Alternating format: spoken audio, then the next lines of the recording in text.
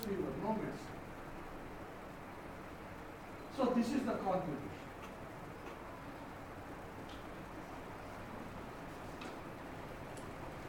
Therefore, the contribution that we receive is something great as a church, as a Dalit. Now, I looked at the emergence of David and Jeroboam as kings, looking at the tribal rivalry. There is a rationale in choosing this methodology. The Dalit Christians are both alienated by the society and the state.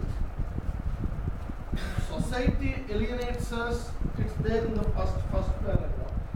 The Dalit Christians are alienated by society because of our Dalit origin.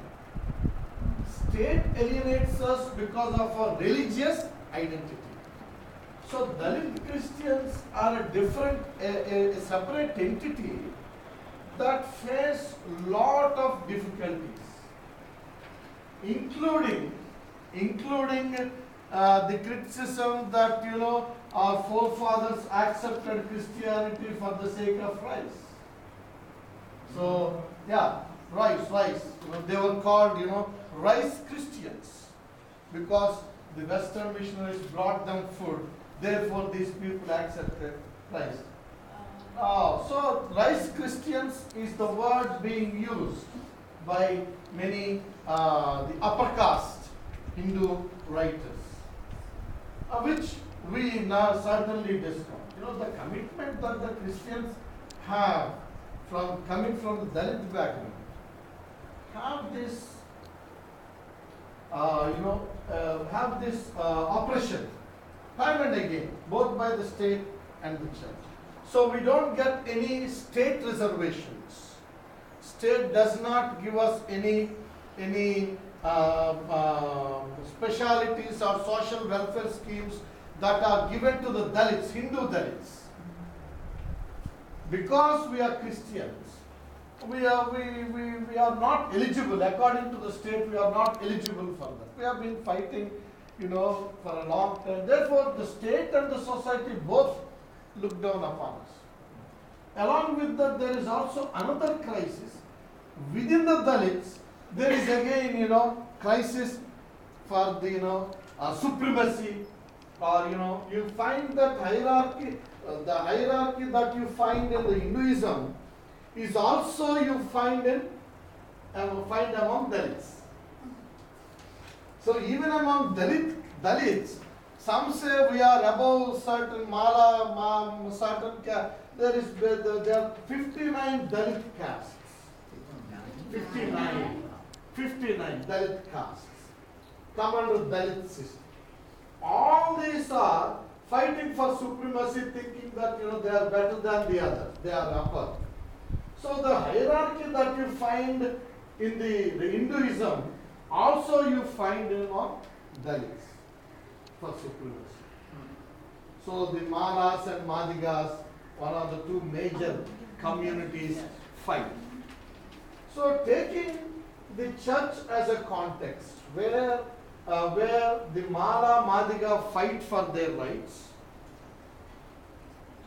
and that intra-tribal, intra-Dalit rivalry and inter-caste rivalry into my perspective, I try to look at David and Jeroboam becoming kings, and what are the tribal rivalries that existed, made them to become kings. I have chosen David and Jeroboam because while Saul was still king, David was anointed as king. While Rehoboam was king, Jeroboam was anointed as king. In both the occasions, you find Samuel and Ahijah, two prophets, playing a very important role in declaring them as kings, even while there was a king. These are only two occasions that happened in the Old Testament. So I have chosen these two people, and also Deuteronomistic history. Deuteronomistic history. I'm not looking at the canonical, chronicler system. Now, from there, I looked at various occasions, or how the Deuteronomistic history presents the case. If you find on page number 3, Judges chapter 8 verse, I've given a lot of footnotes because as an Old Testament man, I should not leave, textual notes and all that, so I have put it, but don't worry about it. That makes my paper bulky.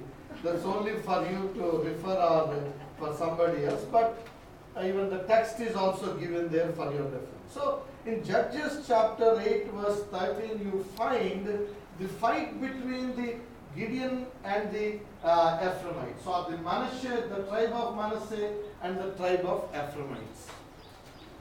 And you go to the other occasion, the next one, Judges chapter 12, you find Jephthah and the Manasseh tribe, Ephraim tribe. Manasseh was, questioned, they were almost wanted to kill him. They come up in arms against Jephthah. But Jephthah, talks to them and says, when I'm in trouble, you did not come in rescue of me. That's why I did not inform you about the war. See, when Jephthah was returning after victory, they wanted to identify with the victory which they did not, wage a war. So there were various problems. Both occasions talk about the supremacy among the tribes, within the tribes. And if you look at the other, Judges chapter 19 verses 21, page 8, the Ephraimite, a Levite lives in Ephraimite region, goes to Bethlehem, marries a concubine, while coming back on his way back to Manasseh, or the Ephraim region, he stops that night, or one night, in the Benjamin, the region of Benjamin, in the place called Gibeah. And he goes to only an Ephraimite. He does not go to anybody's house. He goes and sleeps in that night with the Ephraimite. But that night, his concubine was raped. They cut her pieces and sent everywhere.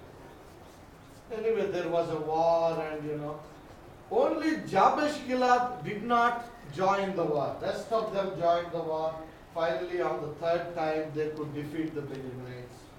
Then the story goes on.